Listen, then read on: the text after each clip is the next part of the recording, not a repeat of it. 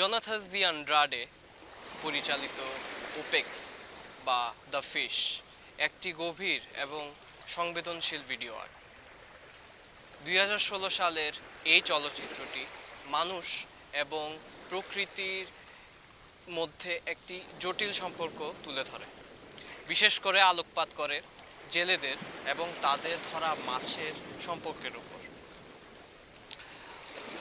ব্রাজিলের উত্তর পূর্ব উপকূলীয় অঞ্চলে চিত্রায়িত ওপেক্স চলচ্চিত্রটিতে জেলেদের ঐতিহ্যবাহী ও প্রথাগত একটি রীতি অনুসরণ দেখা যায়। সমালোচকরা চলচ্চিত্রটির কাব্যিক ও চিন্তাশীল দৃষ্টিভঙ্গিকে প্রশংসা করেছে। এটি 2016 সালে সাও পাওলো বায়ানালে প্রথম প্রিমিয়ারে প্রদর্শিত করেছেন এবং নিউ ইয়র্কের নিউ মিউজিয়ামে দ্বিতীয়বার প্রদর্শিত করেছে, যেখানে তা মানুষ প্রাণী সম্পর্ক,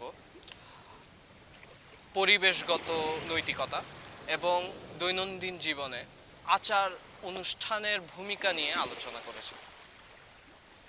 ওপেক্স দ্য ফিশ এটি বিভিন্নভাবে ব্যাখ্যা করা যেতে পারে। একটি দৃষ্টিকোণ থেকে এটি জন্ম ও মৃত্যু নিয়ে আলোচনা করে এবং অপরটিতে জীবিকা নির্বাহের আবেগীয় মাত্রাগুলি নিয়ে মন্তব্য করে।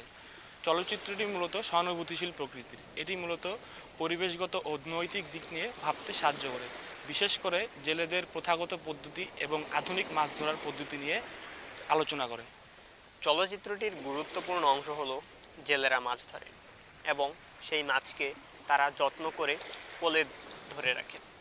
শেষ নিঃশ্বাস ত্যাগ না করা পর্যন্ত তারা মাছটিকে নিজেদের কাছে রাখে, যা দর্শকদেরকে মাছ ধরার জটিল এই সম্পর্কের সাথে পরিচয় করিয়ে দেয়।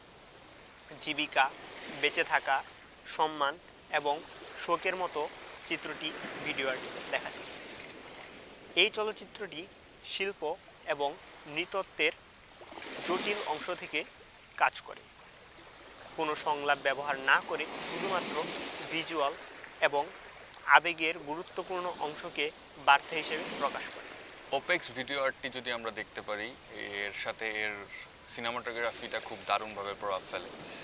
এই সিনেমাটোগ্রাফিটা প্রকৃতির সাথে খুব সুন্দরভাবে খাপ খাইয়ে গেছে, আর এর ভিতর কোনো আর্টিফিশিয়াল কোনো বিষয় আমরা দেখতে পাই না।